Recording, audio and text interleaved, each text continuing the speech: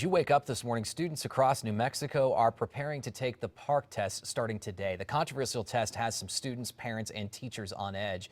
News 13's Sarah Yingling joins us now with the details. Sarah? Adam, the Department of Education decided to make a few changes this year after listening to input from concerned parents and teachers throughout the state. Instead of taking the test in February and then again in April, school districts now have a window to administer the test, April 4th to May 13th. That way, officials with the Public Education Department say schools can choose a date that works best for them. Another change, educators are cutting 90 minutes off of testing time for every grade.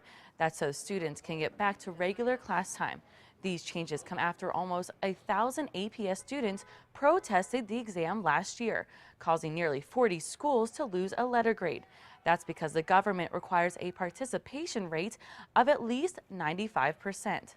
Over the weekend, State Senator Howie Morales called for the Attorney General to weigh in on whether parents can legally opt their children out of taking a test. The Attorney General's office is now reviewing that request. Back to you. All right, thank you, Sarah. Again, schools throughout New Mexico have until May 13th to administer the state's standardized test. Starting this week, Albuquerque Public Schools is expected to begin conducting background checks for nearly 2,000 employees hired before 1999. The district will start fingerprinting the first wave of 300 in the coming days. This move is part of several new rules approved by APS last month. Other changes will require school employees to tell their supervisor of any prior criminal convictions. Employees will also have to get background checks every 5 years. In just hours now, Albuquerque city councilors are expected to discuss a proposal to make the dangerous dog ordinance tougher. Council members are considering strengthening Angel's Law. This would require city animal welfare officers to immediately seize any dog that kills or seriously hurts another person or pet. Owners could ask for a hearing to try to get the dog back. The mayor's administration has been pushing the ordinance as a way to better protect the public. Police continue their investigation right now into a shooting at a northeast Albuquerque restaurant that left 2 victims and the alleged shooter dead. It happened Friday afternoon at the House of Pho near San Mateo and Montgomery. Police say restaurant owners Anpha Nguyen and Jerry Nguyen were killed by a gunman, and their father Hung Nguyen was hurt. One witness described the gunman leaving afterward. He just walked out, like nothing happened. Like what he did was nothing. Like those people meant nothing to him. That gunman, who we're told was an estranged family member, has not been identified by police. Officers say he took his own life after police pulled him over. An art gallery owner is missing thousands of dollars worth of merchandise this morning after she says a man broke into her shop with his pickup truck. Mika Gordon owns Eclectics Art Gallery in El Dorado, but recently her store was hit pretty hard. In the surveillance video taken early Wednesday morning, you can see the person driving a truck into the window and then jumping into the store. And that's when he hauls away thousands of dollars in custom-made gold and silver jewelry using what looks like a tamale pot. Mika says the loss hurts more since she spent so much time making those pieces. Losing that, it's heartbreaking because of the so many hours I put into constructing these pieces, and some of them I've had for a very long time. The total value of all the merchandise stolen, an estimated $80,000. An Albuquerque woman accused of brutally attacking her caretaker remains in jail today. According to a criminal complaint, this attack happened at Bernice Aragon's southeast Albuquerque apartment late Friday night. Aragon's caretaker claims that she bit her ear, arm, and hand and then went after her with scissors. Aragon was arrested for aggravated battery and appeared in court yesterday. I'm going to go ahead and continue the bond at $15,000 cash or surety based on the criminal history, including the failures to appear. There's 16 misdemeanors and 2 felonies with the alleged victim. According to court background officials, Aragon does have prior criminal record in 5 different states. This morning, Amtrak trains are running again along one of the busiest routes in the country, the Northeast Corridor, following a deadly derailment. About 20 miles south of Philadelphia, 2 Amtrak workers were killed when the train slammed into a backhoe on the tracks yesterday. More than 30 passengers were hurt. This crash comes less than a year after the deadly derailment of Amtrak train 188 in Philadelphia. That killed 8 people. As part of the investigation in this latest crash, video from the train and the train event data recorder are being reviewed right now. Retired U.S. women's soccer star Abby Wambach is apologizing to her fans this morning after she was arrested for drunk driving in Portland. It happened early Sunday morning. She has since been released. Before her retirement last year, Wambach clinched 2 Olympic gold medals and 1 World Cup title. In her statement on Facebook, the soccer star says that she was driving from dinner at a friend's house when she was arrested. She adds that she's taking, quote, full responsibility, and then says that she has let others down. The local community is rallying around a beloved baseball coach this morning, hoping to raise money to help him in his battle against cancer. John Gunther's been at the school for 16 years now, but in January he was diagnosed with stage 4 colon cancer, which spread to his lungs and liver. But throughout the fight, he's stayed positive, knowing that his team is watching. It's important for my team to see me fight this, and it's going to apply to what they do in life for sure. Yesterday, more than 400 people gathered at Bullhead Park to run, walk, even stroll for the coach. This morning, the effort to show support continues with a GoFundMe page to help with medical expenses. If you're interested in helping him, we have posted a link on our website. That's at KRQE.com. Villanova takes on North Carolina in the NCAA championship game tonight in Houston. On Saturday, the team beat Oklahoma, while UNC defeated Syracuse to earn their spots in the big game. This is the 7th time the two teams have faced each other in the tourney. Big news. We'll see how it all shakes out. Okay, Kristen, thank you. Happening today, the University of New Mexico will ask 10,000 of its students to share their take on gender discrimination, especially sexual assault. The university says it's the only way to get an accurate idea of what it's like on its campus and how to improve. News 13's Catherine Mazzone is at UNM with more on this. Catherine? Adam, UNM hired a national company to conduct this random survey. They say they know they see more, or there are more students, rather, who experience gender discrimination on campus than what's reported. They hope this survey will tell them why. Have you received training in prevention of sexual assault? Has anyone had sexual contact with you by using physical force? These are federally recommended survey questions about campus climate. UNM officials want to know how their students would answer them.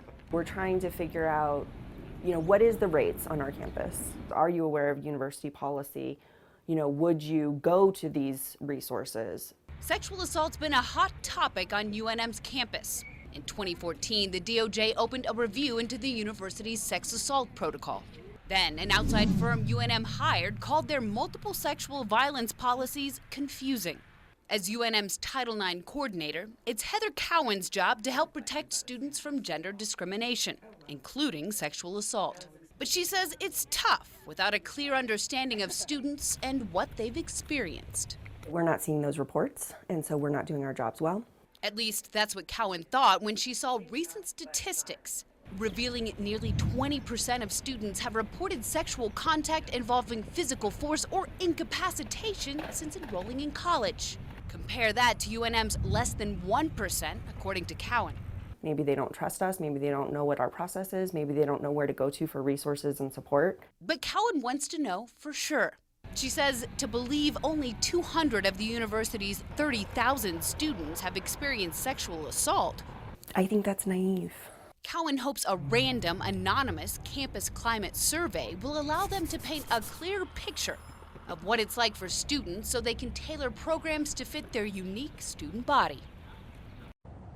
We asked Cowan if this initiative has anything to do with the DOJ's investigation into the school's protocol. She says this, in fact, has been in the works long before the DOJ investigation, even before media scrutiny into the school's performance and protocols.